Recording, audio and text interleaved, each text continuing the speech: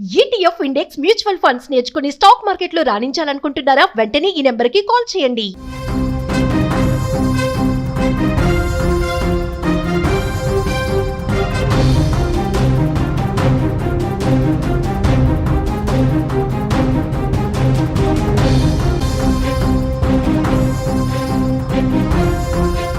ప్రకాశం జిల్లాలో బాలుడు లక్షిత్ మృతిపై మిస్టరీ ఇంకా వీడలేదు. హత్య లేక సహజ మరణమా అనే దాని మీద ఉత్కంఠ కొనసాగుతోంది.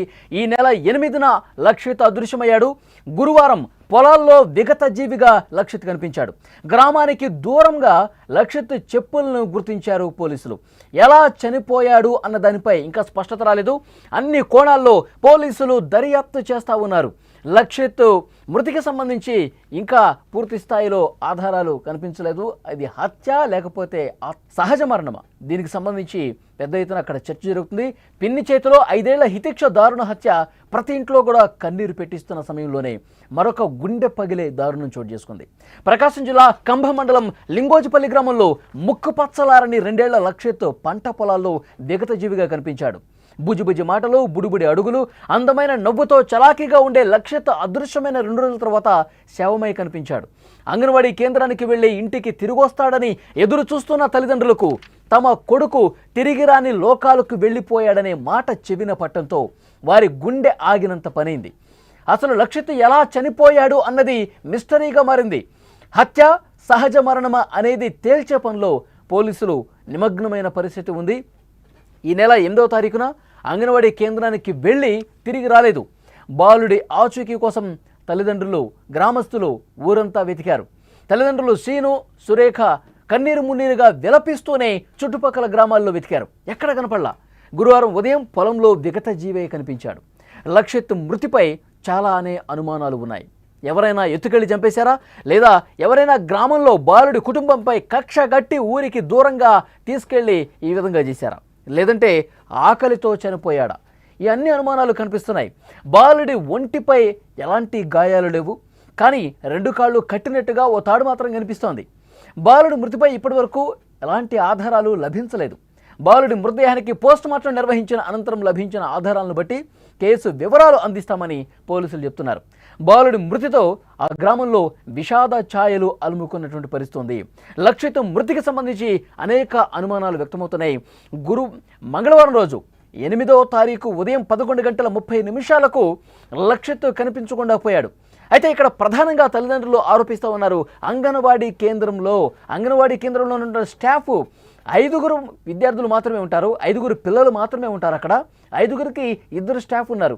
కానీ కనీసం 11:30 ఆ బాలుడు లక్షిత్ అంగన్వాడీ కేంద్రం నుంచి బయటకు వస్తే తల్లిదండ్రులకు అప్పగించాల్సిన బాధ్యత ఆ స్టాఫ్కి లేదా? కనీసం తల్లిదండ్రులకు సమాచారం ఇవ్వాల్సినటువంటి బాధ్యత లేదా?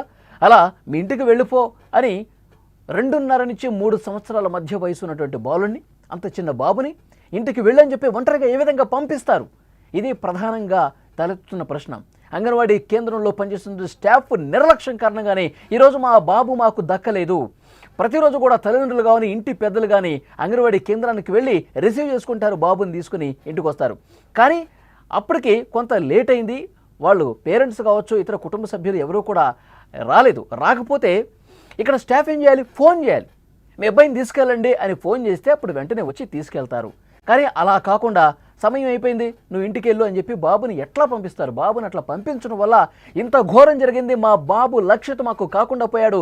దీనికి అంగన్వాడీ కేంద్రంలో పనిచేస్తున్న స్టాఫ్ నిర్లక్ష్యమే కారణమని తెలుస్తోంది. ఇక్కడ పోలీసులు దర్యాప్తు చేస్తున్నప్పుడు వాళ్ళకి ఇంకా ఆధారం లభించాల.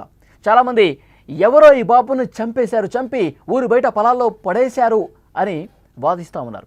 కానీ పోలీసులు మాత్రం దానికి సంబంధించినటువంటి ఆధారాలు ఏవి కూడా లభించలేదు.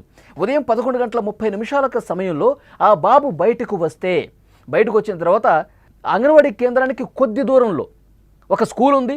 ఆ స్కూల్ దగ్గర 4వ తరగతి విద్యార్థి ఉన్నాడు. 4వ తరగతి చదువుతున్నటువంటి ఒక అబ్బాయి కనిపించాడు. పోలీసులు ఇప్పటివరకు ఇచ్చినటువంటి సమాచారం మీకు తెలియజేస్తున్నా. 4వ తరగతి అబ్బాయి చూసినప్పుడు, ఎక్కడికి వెళ్తున్నావు బాబు, ఎటు వెళ్ళాలి నువ్వు అని చెప్పి అడిగాడంట. చేయి పట్టుకున్నాడంట. కానీ ఆ 4వ తరగతి బాబు చెయ్యి కొరికేసి నడుచుకుంటూ వెళ్ళిపోయాడంట. వదిలించుకొని కొరికి వెళ్ళిపోయాడంట. ఈ సమాచారం పోలీసులు తీసుకున్నారు. దీని ఆధారంగా అంటే వెతికే సమయంలో మంగళవారం మధ్యాహ్నం నుంచి బుధవారం డ్రోన్ కెమెరాలు పెట్టి వెతికారు. అందరూ కూడా ఆ చుట్టుపక్కల ఊళ్ళలో ఆ ఊళ్ళో అంతా వెతికారు. కానీ ఈ పంట పొలాల్లో 3 కిలోమీటర్ల దూరం, లింగోజిపల్లి నుంచి 3 కిలోమీటర్ల దూరం పంట పొలాల్లో సూరేపల్లికి పరిసర ప్రాంతంలో బాలుడి మృతదేహం కనిపించింది. అయితే ఎవరైనా మంగళవారం రోజే హత్య చేసి ఉంటే, మంగళవారం రోజే చంపేసి పడి ఉంటే కనుక ఆ బాలుడు మృతదేహం కుళ్ళిపోయే పరిస్థితి ఉంటుంది. చాలా వరకు ఆ కుళ్ళిపోయినటువంటి పరిస్థితిలో ఆ మృతదేహం కనిపించుంటుంది. కానీ పోలీసులు ఇస్తున్నటువంటి సమాచారం, అక్కడ పోస్ట్ మార్టం స్పాట్లోనే చేశారు కాబట్టి వారిచ్చినటువంటి సమాచారం, మృతదేహం కొంత ఫ్రెష్గా ఉంది, అంటే కొద్ది గంటల ముందే చనిపోయినట్టుగా ఈ మృతదేహం కనిపించింది.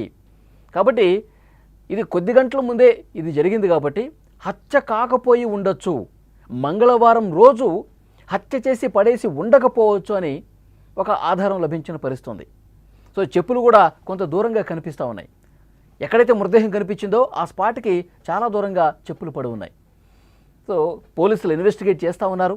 తల్లిదండ్రులు చాలా సఖ్యతగా ఉంటారు, తల్లిదండ్రుల మీద ఎలాంటి అనుమానం లేదు. అలాగే వారికి ఆ ఊళ్ళో ఏవైనా గొడవలు ఉన్నాయా, ఎవరితోనా శత్రుత్వం ఉందా, ఈ కోణంలో కూడా దర్యాప్తు చేస్తున్నారు. కానీ దానికి సంబంధించినటువంటి సమాచారం కూడా ఏమీ లభించలేదు. సో అక్కడ లింగోజిపల్లి లక్షిత్తు తల్లి కుటుంబ సభ్యులందరూ అక్కడే ఉంటారు. గత 3 నెలలుగా ఆమె అక్కడే ఉంది. ఒక ఆడబిడ్డకి జన్మనిచ్చింది, పురుడు కోసం పుట్టింటికి వచ్చింది. ఈ 2 నెలల నుంచి బాబు అంగన్వాడీ కేంద్రానికి వస్తూ ఉన్నాడు. కానీ అంగన్వాడీ కేంద్రంలో ఉన్న స్టాఫ్ నిర్లక్ష్యం కారణంగానే ఈ విధంగా బాబు చనిపోయాడంటూ కన్నీరు మున్నీరుగా విలపిస్తున్నారు. గ్రామం మొత్తం శోకంతో నిండిపోయినటువంటి పరిస్థితి. అంటే చిన్న చిన్న పిల్లల్ని చంపేస్తున్నటువంటి ఉదంతాలు సమాజంలో మనం చూస్తూ ఉన్నాం. ఇంతకుముందు నేను చెప్పినట్టు కోర్టులలో పిన్నే చిన్న పాపను హితేక్షను ఎంత దారుణంగా కత్తితో కట్టెతో చంపేసినటువంటి ఘటన ఇంకా 2 తెలుగు రాష్ట్రాల ప్రజల కళల్లో మెదులుతూనే ఉంది. మళ్ళీ అలాంటి ఘోరమే ఏమైనా జరిగిందా, అలాంటి దారుణమైనటువంటి ఇన్సిడెంట్ ఏమైనా జరిగిందని చెప్పి చాలామంది అనుమానం ఉంది.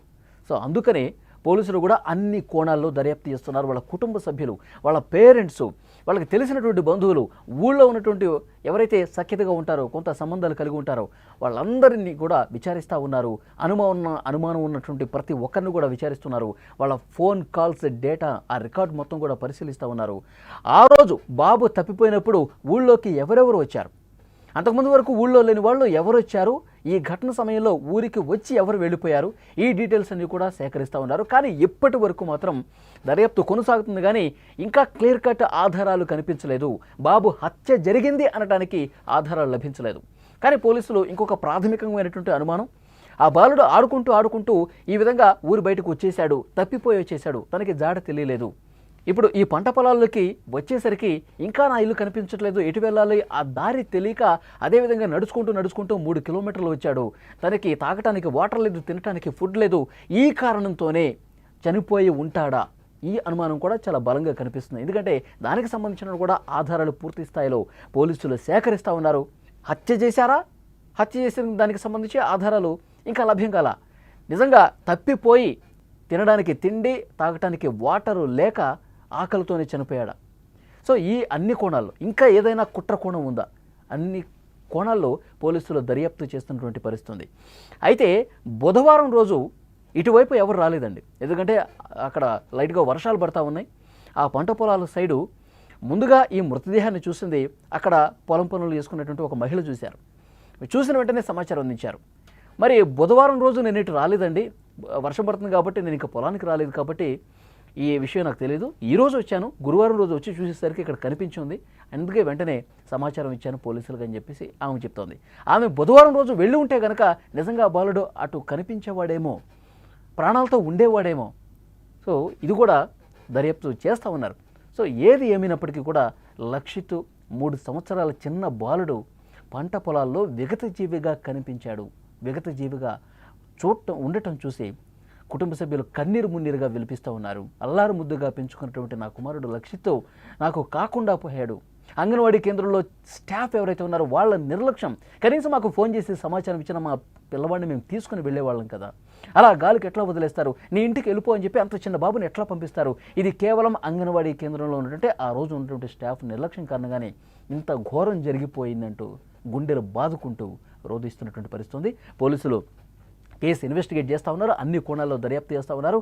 ఎప్పుడైతే తప్పిపోయినటువంటి సమాచారం వచ్చిందో అప్పుడే డ్రోన్ కెమెరాలతో జల్లెడ పట్టారు. లింగోజిపల్లితో పాటు చుట్టుపక్కల పరిసర ప్రాంతాల్లో కూడా డ్రోన్ కెమెరాలతో 8-9 మంది పోలీసు బృందాలుగా ఏర్పడి వెతికినా సరే కనిపించలేదు. లింగోజిపల్లికి 3 కిలోమీటర్ల దూరంలో సూరేపల్లి సమీపంలో బాలుడి మృతదేహం పంట పొలాల్లో కనిపించింది. అన్ని కోణాల్లో దర్యాప్తు చేసి ఈరోజు సాయంత్రానికి అధికారికంగా ఏం జరిగిందో కూడా పోలీసులు వెల్లడించే అవకాశం ఉంది. ఎవరి కోసం బతకాల? నా కొడుకు ఎంత ఏడిసిండా, ఎవరికి ఏం బాగా